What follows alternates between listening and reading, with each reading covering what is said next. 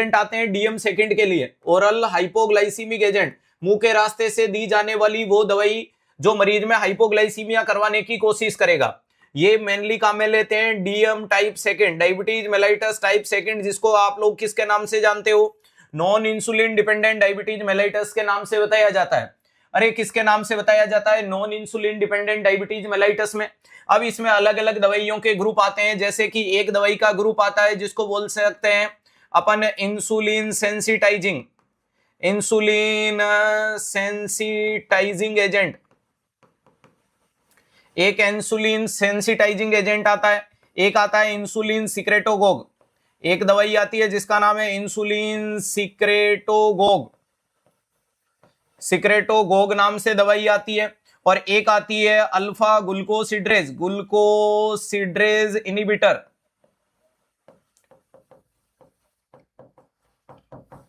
तो ये तीन ग्रुप मैंने यहां लिख दिए। अगर आपके सामने लिखा है इंसुलिन सेंसिटाइजिंग, यानी ये वो दवाई है जो आपके इंसुलिन के लिए काम करने वाला बीटा सेल ऑफ रिसेप्टर है उसको एक्टिवेट करती है, यानी ये कोई इंसुलिन का प्रोडक्शन नहीं करवाएगी बल्कि रिसेप्टर को एक्टिवेट करेगी। ये किसको एक्टिव करेगी? रिसेप्टर को एक्टिव करने का काम करती है। कौन से वाली दवाई? तो जिसका नाम है इंसुलिन सेंसिटाइजिंग एजेंट।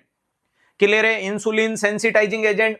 और अगर मैं बात करता हूं, इसमें दवाई आती है बेगुनाइड्स ग्रुप से निकल के, जिसका नाम है मेटफॉर्मिन, मेटफॉर्मिन नाम की दवाई। ध्यान रखिएगा क्या नाम देखने को मिलता है, बेगुनाइड्स ग्रुप से आती है जिसका नाम है मेटफॉर्मिन। चलो दूसरा इंसुलिन सिक्रेटोगोग। इंसुलिन सिक्रेटोगोग का मतलब ये आपकी बीटा सेल ऑफ रिसेप्टर, जो बीटा सेल कम काम कर रही है उनको स्टिमुलेट करके इंसुलिन का प्रोडक्शन करवाती है। ये क्या करता है? तो याद रखिएगा सर, ये इंसुलिन का प्रोडक्शन करवाएगा। इंसुलिन का क्या करवाएगा? प्रोडक्शन करवाने का काम करता है।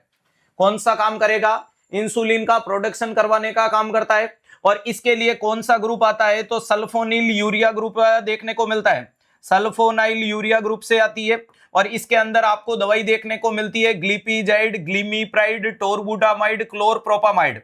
ध्यान रखिएगा, वेरी इंपॉर्टेंट चीज है। दूसरा ग्रुप मैंने बता दिया इंसुलिन सिक्रेटोगोग। ये जाएगी पेनक्रियाज की बीटा सेल को, बोलेगी उठ बहन उठ, क्या करना है? इंसुलिन बना। ग्रुप का नाम है सल्फोनिल यूरिया। ध्यान रखिएगा इसके साथ अल्कोहल नहीं देना है वरना डाइसल्फरामाइड रिएक्शन हो जाएगी, और ये ब्रेकफास्ट के साथ में दी जाती है। इंसुलिन का प्रोडक्शन कराएगी ग्लिपिजाइड, ग्लिमीप्राइड, टोरबुटामाइड, क्लोरप्रोपामाइड। समझ में आ गई? और लास्ट दवाई का ग्रुप है अल्फा ग्लूकोसिड्रेज इनिबिटर। नाम से पता चल रहा वो दवाई जो ग्लूकोस अल्फा ग्लूकोसिड्रोज को ब्लॉक करेगी।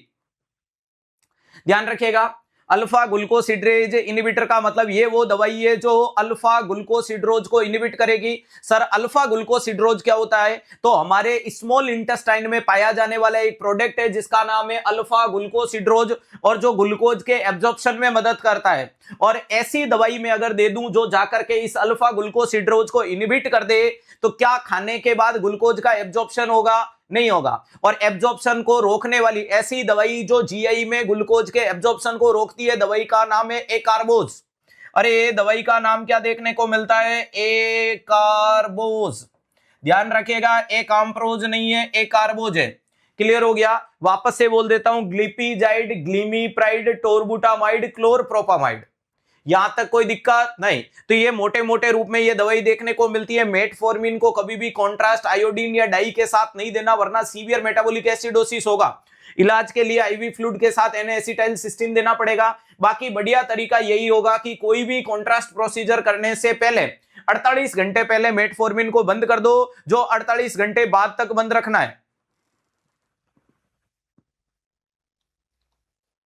क्लियर है? 48 घंटे पहले से 48 घंटे बाद तक रखना है, बंद रखना है, ताकि कोई समस्या नहीं हो। और ये दवाई है, तीनों चीज याद हो गई। सेंसिटाइजिंग का मतलब रिसेप्टर को एक्टिवेट, दूसरा सिक्रेटोगोग, ज्यादातर आपके रिश्तेदार इनके कॉम्बिनेशन ले रहे हैं कि प्रोडक्शन भी हो जाए रिसेप्टर भी काम कर ले। तो आपने सुना होगा glimepiride metformin, glipizide metformin, tolbutamide metformin.